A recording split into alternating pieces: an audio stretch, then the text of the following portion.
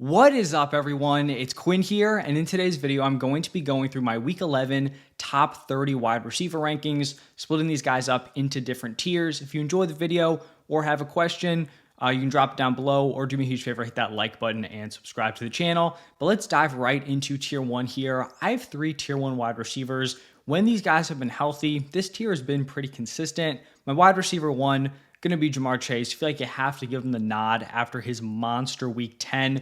11 for 264 and 3 touchdowns. I think it's undeniable he has one of, if not the highest ceilings at the wide receiver position. Seems like pretty much every year he's ripping off like one of these just insane nuclear performances. So, great job from Chase. If you had him, he pretty much like won you the week right there, unless the rest of your team just like self-destructed. So Jamar Chase is going to be my wide receiver 1. Then I have Nico Collins going up against the Cowboys. It seemed like throughout the week, he was trending poorly. Then it seemed like he maybe had a shot, game time decision, didn't end up playing. Would expect him to return this week. When he was out there, he was the wide receiver 1 in points per game. If he's healthy, I'm playing him. He's my wide receiver 2 this week. And then the last guy in this tier is going to be Justin Jefferson going up against the Titans. He's actually coming off his worst fantasy game of the season here. He's still averaging over 18 PPR points per game. I'm not worried. Still a high-end wide receiver 1 in my eyes. Now, moving into tier 2, going to start off this tier with A.J. Brown going up against the Commanders. He has put up 80-plus receiving yards in 5 out of 6 games, so his floor is fairly high at this point. He has a pretty high weekly ceiling. Getting into the end zone, I think he's a nice higher-end wide receiver 1 play. Then I have George Pickens going up against the Ravens, and I was someone who, was cautiously optimistic about Russ taking over for Pickens. Thought it could give him a boost. Didn't necessarily think it would give him the boost that he has gotten so far. In 3 games with Russ, he has gone 5 for 111 and a touchdown. He has gone 4 for 74, and then he has gone 5 for 91 and a touchdown. So 3 very solid games. He's getting big plays. He's getting into the end zone, and he draws a dream matchup here against the Ravens. The Ravens have allowed by far the most fantasy points to the wide receiver position. So Pickens is balling. The matchup is elite, so I feel like I have to give George Pickens his respect this week, and I do have him as my wide receiver 5. Then I have back-to-back Rams wide receivers going up against the Patriots here. Both guys, when they've been healthy on the field in full games, have been very productive. For Puka, he has 2 full games. He's gone 7 for 106, 9 for 98. Cooper Kupp has 4 healthy games. He's averaged 21.1 PPR points per game. I think both are very strong mid-tier wide receiver 1 options. Then I have Amon-Ra St. Brown going up against the Jaguars, and I think some people might think this is low just based on the matchup. The Jaguars have been favorable for opposing wide receivers. They've allowed the 6th most points per game. The Lions are number 1 in implied points, so they're probably going to be running up the score here. And I think normally, right, all those things sound great, a lot of points, good matchup for wide receivers, but we have been in this weird spot where in the games where the Lions are blowing out the other team, Amon-Ra St. Brown actually hasn't been all that great. In their 2 just complete blowouts this season, which is definitely in range here. I think they're 13.5 point favorites. In those 2 blowouts, Amon-Ra only has 6 total targets combined in those 2. So I do think this could be a spot where you have Jahmyr Gibbs, David Montgomery just dominating the opportunities. I still have him as a top 10 wide receiver, so it's not like I'm benching him or anything, but that is, somewhat of a risk here that maybe isn't the case for some other wide receivers in strong matchups. And then 2 more guys in this tier. Wide receiver 9 going to be Terry McLaurin. He's just been ultra consistent, 13 plus PPR points in his last 8 games. If he's not getting into the end zone, he is putting up a big yardage game. If he's not putting up a big yardage game, he is getting into the end zone. And then the last guy here, kind of disappointing. It is going to be Tyreek Hill going up against the Raiders. We have seen 4 full games with Tua at quarterback. In those 4, Tyreek Hill has put up 15.7 points per game. So not terrible, but I mean, he was drafted to have a 22, 23 plus point per game ceiling. We have not seen that so far. And he's only hit 14 plus PPR points once. Tyreek Hill, top 3 pick in most leagues, has hit 14 PPR points 1 time this season. I do think he's going to have some bigger games moving forward, but definitely been a little sketchy. Even with Tua coming back here, the production hasn't been great. Now looking at tier 3, going to start off with CeeDee Lamb. It was not a great game in week 10 with no Dak. He was targeted 10 times, which is solid, but that only turned into 6 for 21. Now, I will say, I guess kind of a bad break. He had a ball that should have been like a touchdown in the end zone, but the way the Cowboy Stadium is set up, it like has the sun blinding the player, so he just straight up didn't see it. So that obviously sucks if you played him, roster him. I do think he's still going to be relevant. He's too talented not to. This is a good matchup here against the Texans. They've allowed the seventh most points per game to the wide receiver position. I do think we can see a bounce back here out of CeeDee Lamb. Then after Lamb, going to go with Garrett Wilson going up against the Colts. He's been just a pretty solid option with Devontae Adams in the lineup. He had the one like monster outlier nuke game, 30 points, but in the other three, 13.1, 16.3, 9.1, still fine games, in more of those floor outings. Then I'm going to go with DK Metcalf going up against the Niners. This is obviously assuming that he is going to be returning from that knee injury, coming off the bye week, should have a decent shot, Seahawks wide receiver 1. Then rolling with Zay Flowers going up against the Steelers. Zay Flowers has been kind of frustrating this season because he'll go out, he'll have a floor performance, then he'll just rip off like some monster games, and then he'll just like completely fall back down to earth. Like the dude does not know what just like a solid mid-level performance is. It's either 18 plus, which he's done in 5 games, or it's under 8, which he's done in 4. I think he had like one game, maybe it was week 1, where he was at like 11 PPR points per game. But outside of that, it's either he is a smash play in your lineup or he's completely flopping. So you have to, I guess, weigh the ceiling and floor of him on a week-to-week basis. I think he's a fine higher-end wide receiver too. And then the last guy in this tier is going to be Josh Downs going up against the Jets. Not a great matchup here, but I feel like him playing out of the slot, I don't think he's going to get, the worst of it. He's put up 12 plus points and has 9 plus targets in 6 of his last 7 games. Even if he's not getting like top 2 wide receiver routes on this offense, he's still producing week after week. In terms of production, he is definitely their wide receiver 1. Now moving into tier 4, going to start off this tier with someone who's just on an absolute tear right now. It is Courtland Sutton. Rough start to the season, but in his last 3 games, he's been balling out. He has gone 8 for 100, 7 for 122, and then 6 for 70 and a touchdown. He also draws a favorable matchup here against the Falcons, 9th in points per game allowed to the wide receiver position.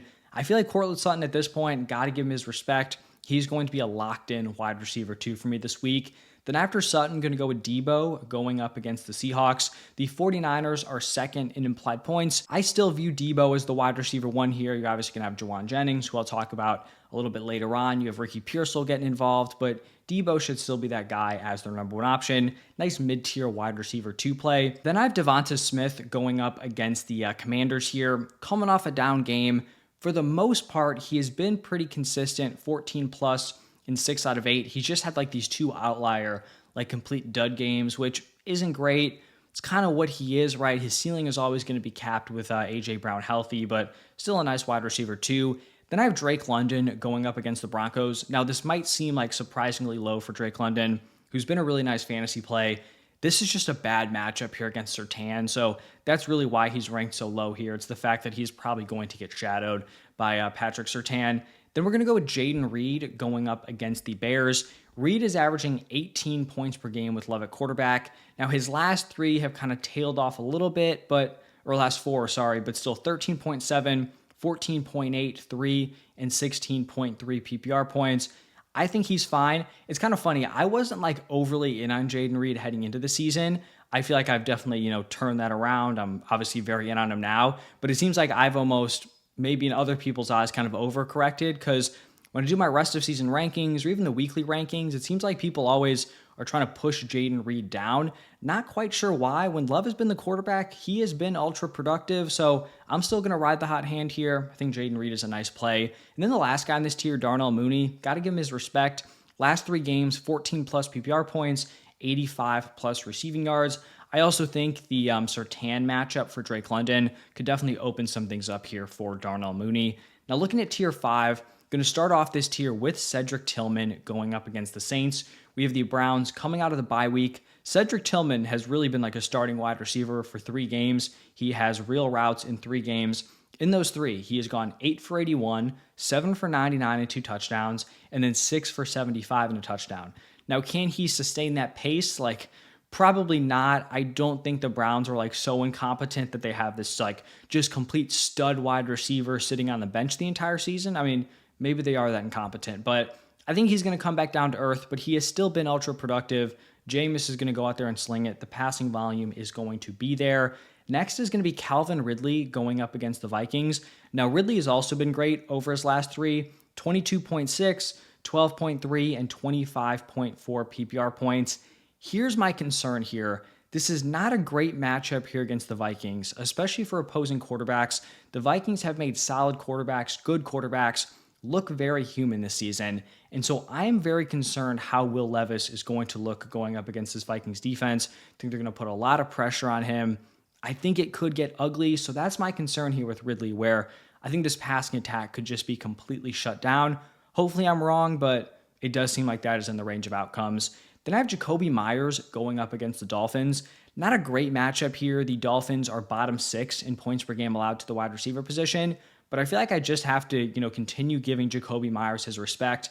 Ever since Devontae Adams has, been out of the picture, out of the Raiders lineup, he has put up 16.4 points per game. He's averaging 9.2 targets. Even in a bad matchup against the Broncos, he still had a solid fantasy day. So Jacoby Myers continues to produce. Coming out of the bye week, quarterback's a question mark. It's not going to be great quarterback play, but he has still managed to produce in spite of that. Then I've got a couple of veterans here to wrap up this tier. The first one is Devontae Adams. At some point, we kind of have to acknowledge that he's just been rough with the Jets. He had the one nice game, I think that was in week 9, but he has put up under 10 PPR points in 3 of his 4 games with the Jets. I do think it'll turn around a little bit, but I do think there has to be some clear separation between him and Garrett Wilson. And then we have D-Hop here going up against the Bills.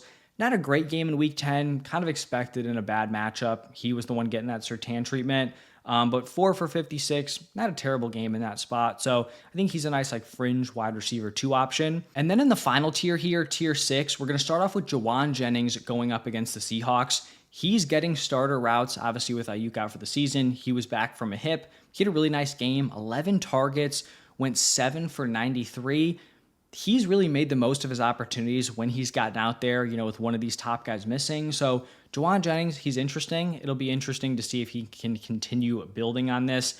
And then we have Khalil Shakir, who is just the definition of high floor, low ceiling. He has 10 plus PPR points in 8 out of 9 games. He's almost like the Wan'Dale Robinson on steroids. I do think he's a better player than Wan'Dale Robinson, but just that guy who's going to just barely get by, barely hit 10 PPR points, but he just does it very consistently. Then we have Ladd McConkey going up against the Bengals. Not a great game from him. Not a super high volume passing game from the Chargers. Do think this is an interesting matchup here against the Bengals. The Chargers are 7th in implied points, so they're probably going to, put up a decent number of points. I think Ladd's an interesting option. Talented rookie, good quarterback play. Fine making that bet here as a mid-tier wide receiver 3. And then the last guy is going to be JSN. This might seem low because before the bye, he had just that nuclear game, 7 for 180, 2 touchdowns. I'm not quite sure that production is going to stick around with DK Metcalf back. Could be wrong. If it does somehow stick around, he has another big game. I'll definitely give him a boost heading into week 12. And then some honorable mentions, guys who could have, kind of fallen into this continued tier 6. I think Tank Dell with Nico back is interesting. Brian Thomas Jr. kind of sucks to see, but the quarterback play was just awful with no Trevor Lawrence. Jalen Waddle finally had a bounce back. J-Mo, I guess, could be interesting, big play threat. And then Amari Cooper, we'll just see on the health. Also, don't think I mentioned it off the top. I'm assuming T. Higgins is not playing this week. We really haven't gotten any positive reports to lead me to believe he's going to be good to go. So keep that in mind. But thank you all for stopping by. Any questions, drop them down below, and I will see you all in the next one.